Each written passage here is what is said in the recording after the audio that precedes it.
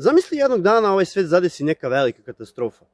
Nema struje, nema vode, nema interneta i ostalih udobnosti modernog društva. Dobrodošao u postapokaliptični scenarijo. Za petama su ti zombiji, kanibali, ostale spodobe, a ti moraš nekako da preživiš noć. Iako su siromašni resursi i alatke su minimalne, tebi treba neko sklonište. Tako da, ostani do kraja klipa da vidiš kako bi se ja možda snašao u toj situaciji.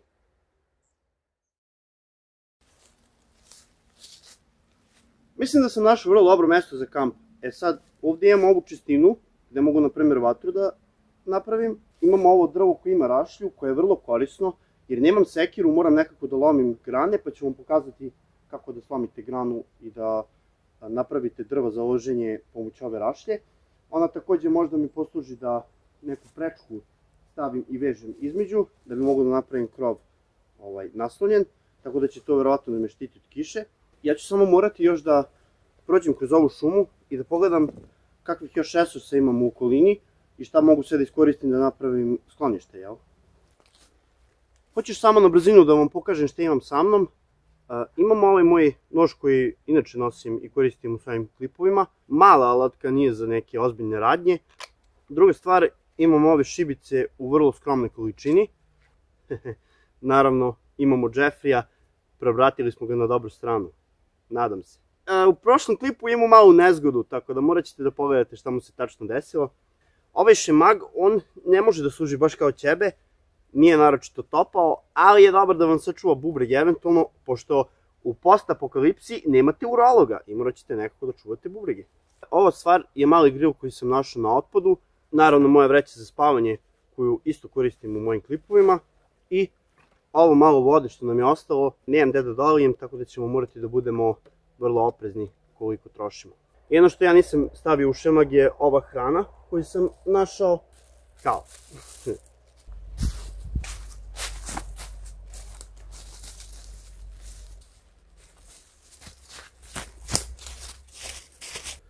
Neko je vrlo elegantno bacio gume u neku random rupu usred šume, jel? Mada ovo može da bude korisno za nas, da napravimo, na primjer, postolje za krevet ili da napravimo neki zid od tih guma, čisto da nam vraća toplotu nazad. Daske i grede su generalno jedan od boljih resursa, zato što ovo može da posluži kao krevet ili eventualno kao neka greda da se nasloni na krov. Tako da ću ovo definitivno da ponesem u kamp. Haha, bingo guys! Ovo će da bude idealno za krov. Imam tu i neke cigle koje će da mi posluže možda da napravim krug oko vatre. Sad ova zgrada možda isto nije loše mesto za kampovanje, ali uvijek postoji rizik da će ovaj zid da mi padne na glavu, što ne bi bilo poželjno, jel? Sad jedna stvar bez koje će mi definitivno biti teško da preživim noć, to je vatra. Ja nemam papira i nemam kartona i nemam hepo kocki naravno da zapalim vatru, tako da ova kora od ove lijane bi bila najbolji materijal za to. Ove lijane u našim podnemljima nisu pune vlage kao što su možda one u džungli. Tako da ovo je sad trenutno prilično suvo, iako je krenula kišica. Ja ću to na primjer da uzmem ovako, da smrvim u rukama i da napravim evo ovako da bude prašinasto. I to će meni da bude potpala za večeras. Naravno, druga stvar, ove tanke grančice i to će dobro da dođe. Uglavnom suvo drveće ćete naći koje stoje uspravno, a mrtvo je. Tako da sve što pokupite sa poda je uglavnom pokupilo neku vlagu, a sve što je mrtvo i stoji uspravno, uglavnom je suvo, tako da to vam je mnogo bolje rešenje. Jedan isto način na koji možete da proverite da li je neko drvo vlažno je eventualno da stavite na gornju ili donju usnu i da probate da vidite da li je možda mokro. Nema nekih drugih metoda u ovim uslovima da skontate da li je nešto suvo ili nije.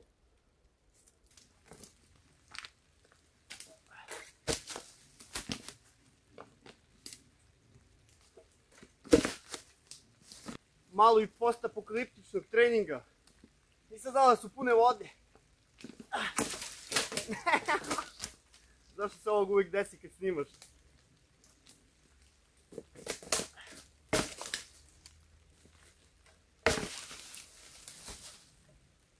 Aha.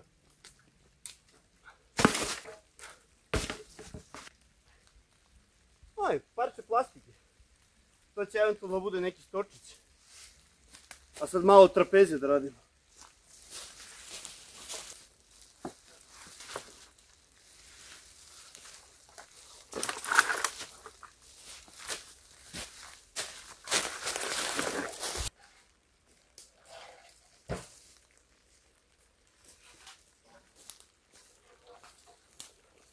Nisam mogao da nađem bolji metod da ih nosim.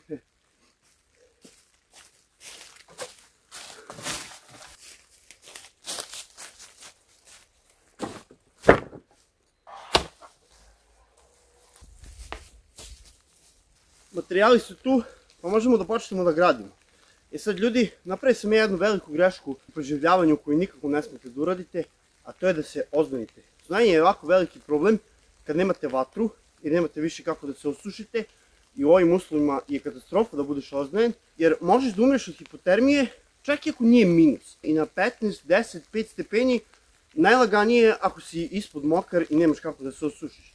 E sad, pošto ću ja verovatno zapaliti vatru u ovom preživljavanju, ja znam da ću da osušim ovu odeću, ali u slučaju da vi niste u mogućnosti, najbolje bi možda bilo da skinete ovaj sloj odeće koji je najviše mokar i da nastavite dalje bez njega. Jer da nosite vlažnu odeću na sebi ne bi bilo pametno. E sad, s ovim materijalima može svašta da se uradi, ali ja mislim da imam prilično dobru ideju šta bi ja voleo da napravim od ovoga. E sad, pošto imam ovo drvo, ono će da bude već jedan stub, tako da mi treba još jedan. Od ovoga ću da napravim stub, odnosno ovdje će negdje biti. Ovdje ću da stavim jednu popričnu prečku, vezat ću jednom žicom koju sam našao u šumi i na nju ću da naslonim ploče, a daske će da mi zapravo služi kao krevet. Mislim da je to najbolje rješenje. Znači, potrudit ću se da bude što manji i efektivniji, znači ne mora da izgleda ništa fancy, samo da odradi svoje. Obično merim po dužini mene, i sad nije baš pametno da se legne mokro, ali nema veze, znači uzet ću ovu gumu i ovdje će recimo da bude prvi stub. Ja čak ne moram ni da spavam ovako, mogu da se skupim u fetus položaj, da imam više prostora, jel? Pošto tamo ima onih cigli koje mogu da postavim dole, krevet u ovom slučaju treba samo da služi da me odvoji od mokrog poda. Tako da ću najvjerojatnije na visini jedne gume samo da napravim. Naravno, ekser neće da stoji na gore, to se podrazumeva. Okrenut ćemo ga ovako i to će biti moj krevet za večeras. Opet, ništa fancy iz Ikea i Iska. Ovo će samo da posluži za jedno veče da ne bi crkli od hipotermije.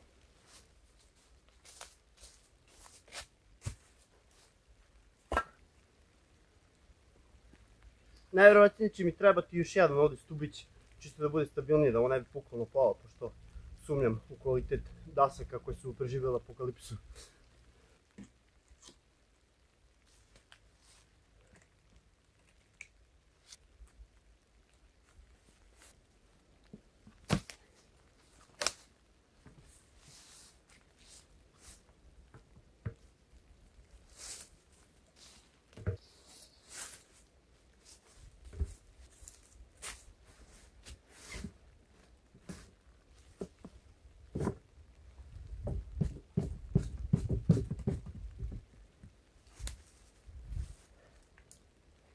Moja improvizovana klupica čak ima i udobnost donekle. U suštini nije loše, malo su mokre, ali dobro, mi kad stavimo vreću za spavanje bit će okej. Ajde da postavimo krov i da krenemo sa vatrom, pošto već uveliko pada mrak.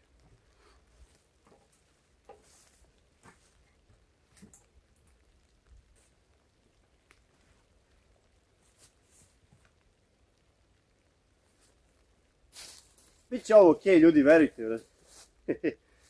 Verovatno bolje od nekih nadstrešnica koje znamo, jel?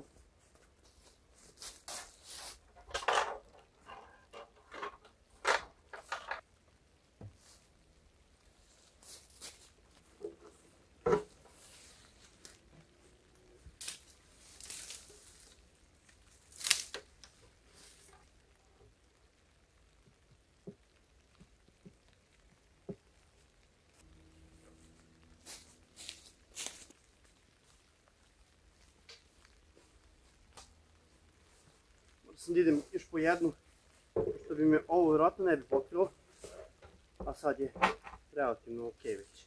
U preživljavanju je najbitnije da ste staloženi i da sve radite polako.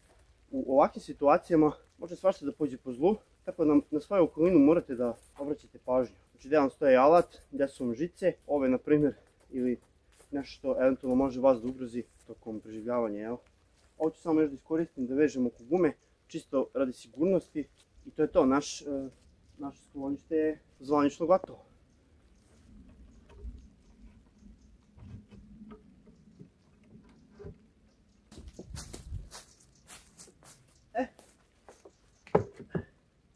vreme za usiljenje. Ja sam prilično zadovoljan kako je ovo ispalo. Mislim, s onim što smo imali u ponudi, jel? Jeffrey će da se sviđa, pretpostavljam. On nema nekih preteranih zamerki.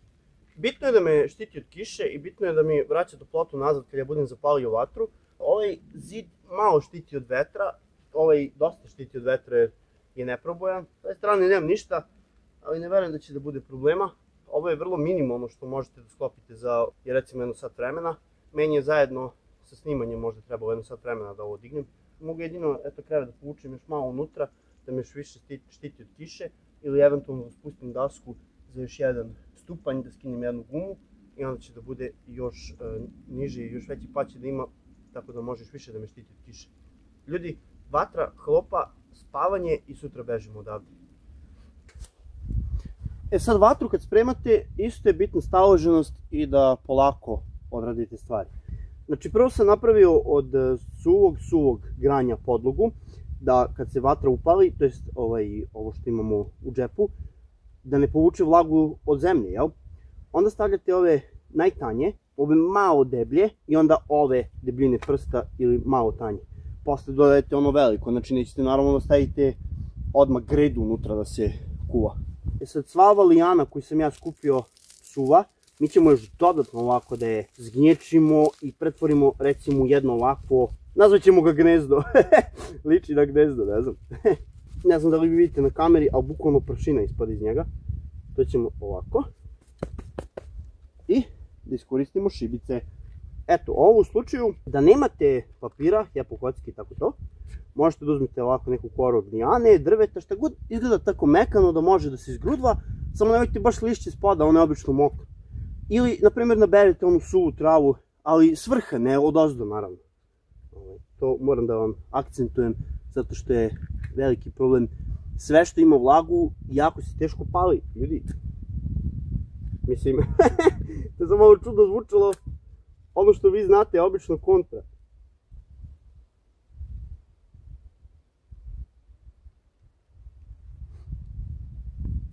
Op, čekaj, zaštitimo od vetra. Sad ćemo polako da dodajemo ove naše grančice. Kažem polako i sve sam tresno.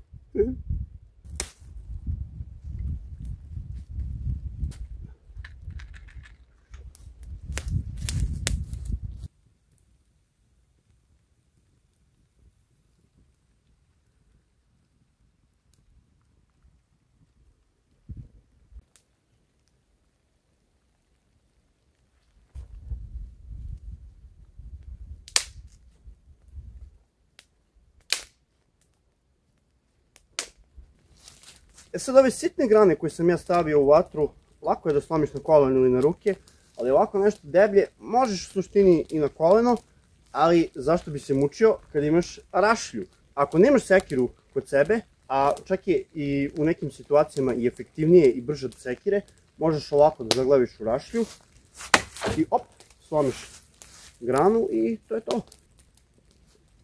To je trik.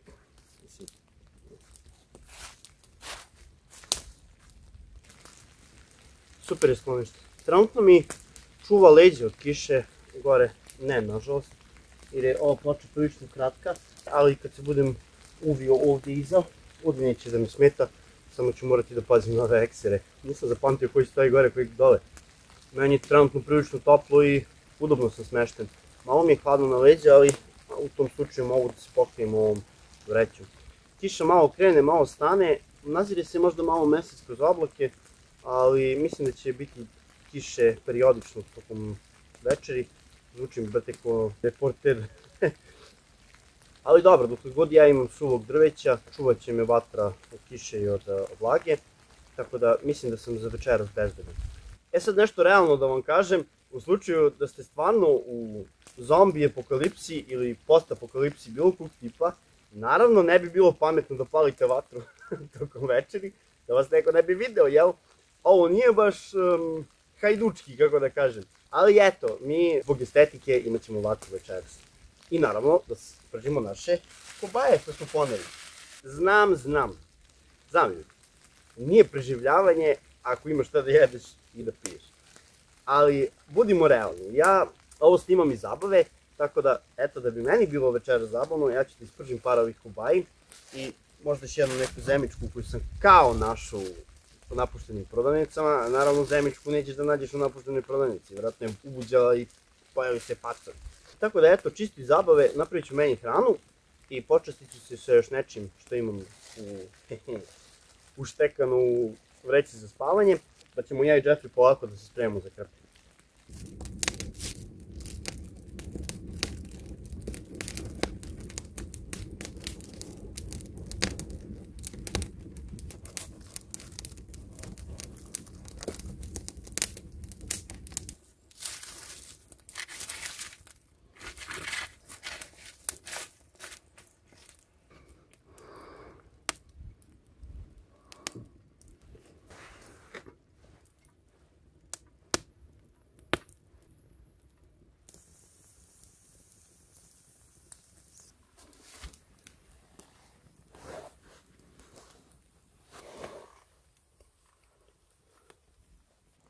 E sad, sećate se možda ovog komada plastike što sam vam pomenuo malo pre, da ćemo napravimo stočić. Ja sam uzeo još jednu ovu ciglu, ovako, i ćemo da je odbodemo. Super. Ej, služi svrsi, nije higijenski, znam, ali u uslovima preživljavanja ne možete baš da računate na neku higijenu, a? Sada je kobaje, ćemo da napravimo ovako jedan sendvičak. To ćemo da hasamo. Hoćeš malo postapokaliptičnog tosta, Jeffrey? E pa nema radioaktivne šegrete. Sipi kišica opet. A nije neki problem, evo bukti vatra, okej smo skroz. Meni je prilično toplo ovaj. Čak se malo i preznojava. Jeffrey se ne buni također. A pre nego što odem u krpe, imam još jednu stvar koju sam nabavio u napuštenom Lidlu, recimo. A to je ovo neko vince.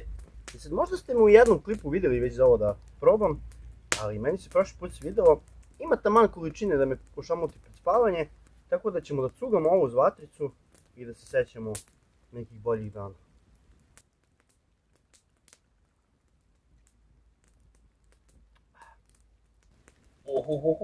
Jeffrey bi se sad opijanio.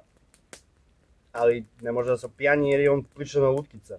Mislim, nije neki demon ili utvara neka. Da li je? Dok sedim ovako pored vatre imam dosta vremena da razmišljam. Zamisli da se stvarno tako nešto desi i da neka velika katastrofa oduzme naše bližnje. Možda bi češće trebali da se zahvalimo Bogu što imamo porodicu, drugare, prijatelje, lepšu polovinu. Da im malo više pažnje posvetimo i da ih zagrlimo ponekad kad ne očekuju i da im pokažemo malo više ljubavi. Sad ili bez neke globalne katastrofe, ljudi dođu i prođu. I na kraju krajeva i mi dođemo i prođemo. Eto, možda bi bilo malo bolje da budemo jedni uz druge dok još imamo vremena. Ok, ljudi, obavili smo večeru, usput smo se malo i zasladili, pa je vreme da se spava. Ovo nije dormeo i nije od memorijske pene, ovo ćebe nije ono ćebe kod kuće, ali za ovo večer će da posluži.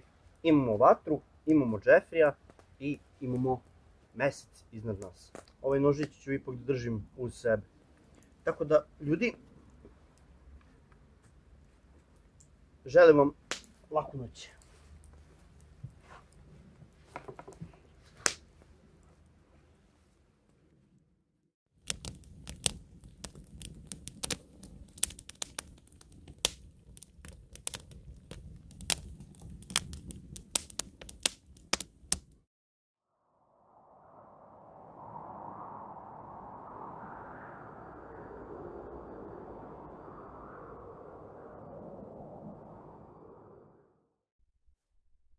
Jutro, ljudi, preživao sam noć. Kiša jeste padala u toku večeri, ali sklonište je više nego dobro odradilo svoj posao. Vatra se zagasila pred zoru, kad je već bilo malo hladnije, ali eto, uz pomoć vreće, bilo nam je toplo. Krevet je čak bio i udoban, jer se ove daske savijaju, a imamo i ovu gumu ispod, tako da bio je prilično kvalitetan, s obzirom da je sklepan na ovaj način. Ljudi, hvala vam što ste gledali klip do kraja. Ja se nadam da se gledam u nekim novim avanturama.